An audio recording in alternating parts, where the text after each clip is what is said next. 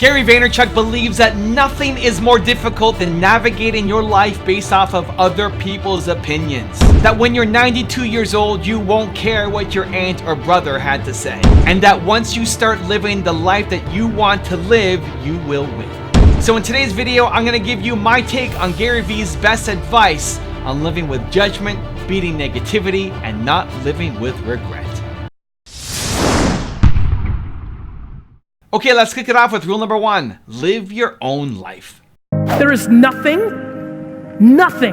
more difficult than navigating your life based on somebody else's opinion.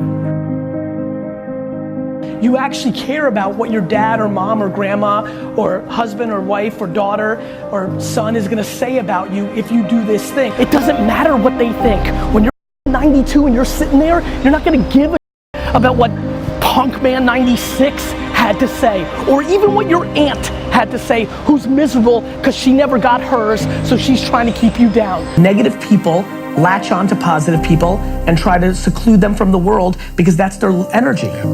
In work, I see it every day. In life, I see it every day. It's just what it is. I hate how many people judge other people without having all the context. Every time you judge, you make yourself vulnerable. 99.9% of people that you judge or have opinions on, you have no idea what the is actually happening in their lives. Like, you don't know what's going on in somebody's home. Everybody sucks at something, right? Like, we all have shortcomings. And for me, it's like, why don't we just audit that? Like, why don't we just look at it that way and be like, all right, well, I'm good at this, but I'm not good at that. Like, everybody's so absolute.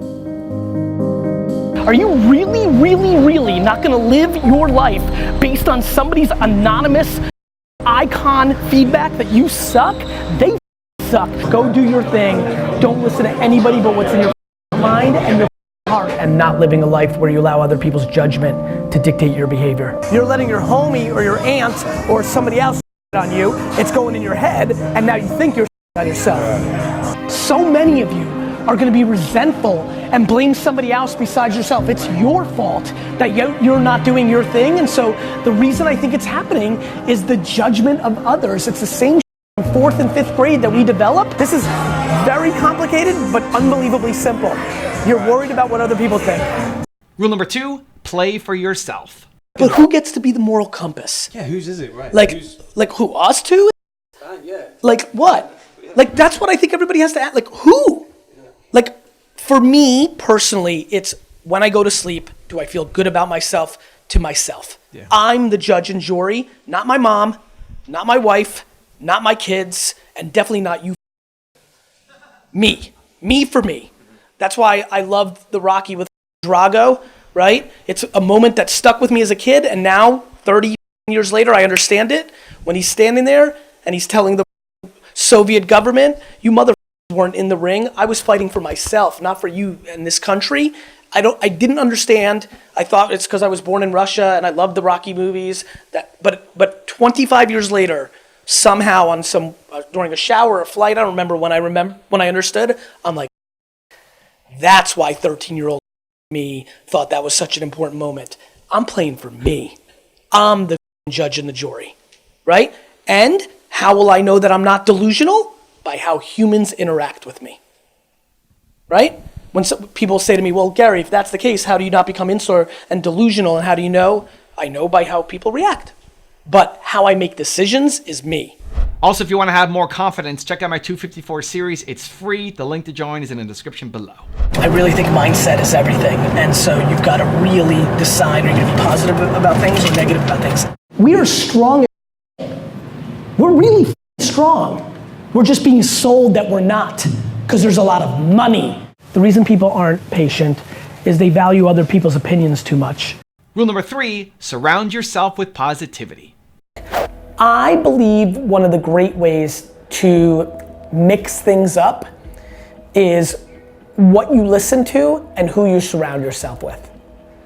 I'm unbelievably passionate about people finding more optimistic, practical friends. And I think optimism can slide into delusion, which is why I say optimistical, practical. There's only offense and defense. There's only the force and the dark side, right? And I think that right now a lot of people are choosing to be driven by fear and negativity without realizing it. And so if you're listening right now, my biggest thing is start leaning into a little bit more of optimism and positivity. I think where it overcorrects is when it goes into delusion, and that's when you start creating entitlement. And that is the tightrope that I've been talking about, thinking about, watching. And I create entitlement a lot of times because I like positivity. And it took me a little while, maybe 20 or 30 years, 20 years of operating and managing and parenting and being like, okay, I can see this, but I'm a product of not having entitlement. Rule number 4, do what you want. Once you start living your life based on what your parents' expectations are or anybody else's, you've begun the process of not being happy. That is just the truth. Who's happy doing something that they don't want to be doing? Nobody. You may be content, you may deal with it, but you're not happy. I'm really passionate about that. I've become outrageously passionate about keeping up with the Joneses, as we call it in America. Like, insecurity. It kills. You start doing things that you can't afford.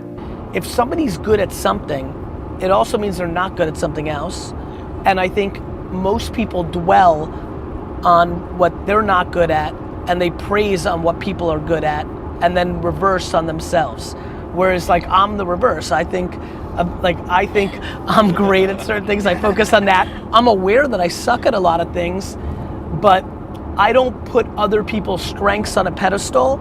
And most importantly, I hate that people beat themselves up about their shortcomings, but then don't recognize it in other people and give them a pass because they're pretty or smart or funny or have a lot of followers. Do you know what I mean? I really believe the biggest driver that I never had, which is why it's so obvious to me and why I talk about it a lot, is the judgment of other people.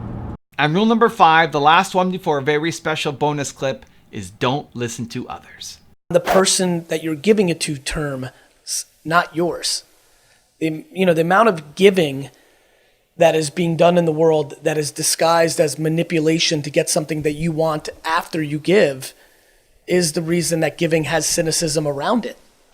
It's not giving, it's manipulation. Yeah. To me, what we were talking, something to share. We were just jamming a little bit upstairs. Something that I've been affected by in just giving or social good, or we got into brands and business talk a little bit, is that the biggest issue to me about companies and social good have not been the biggest companies in the world. It's been the startups who are using good as a front to their financial ambitions. Now I have a special bonus clip from Gary on how to ignore the opinions of others that I think you're going to enjoy. But before that, it's time for the 3-point landing questions. Let's go from just watching a video to taking action. Here we go. Question number 1. Whose opinion do you need to stop paying attention to? Number 2, how can you better surround yourself with positivity? And number 3, what does living your own life look like for you? And if you like this video and will take action after watching it, give me a #believe down in the comments as well. How do I get out of analysis paralysis? Because I'm not perfect, but I want to be. And like I said, I see you just say, just go, just move, just do it. You're valuing other people's opinions. My question is, why do you look so sharp? Do you love it? Or do you think it projects something to other people? You gotta figure that out. The only reason people overthink is because they worry about the judgment. I go fast because I don't give a for real. Yeah. Like for real. See, and I wouldn't mind going fast, but only on things that I just really, really know and grasp. And you should do it. And if you don't know it, hedge it up front. You can start a video with like, I'm not sure what the I'm talking about, but boom. Okay, so got just it? preface it and just keep it going. Wow, thank you so much. Because doing's the game. If you're not doing, nothing's happening.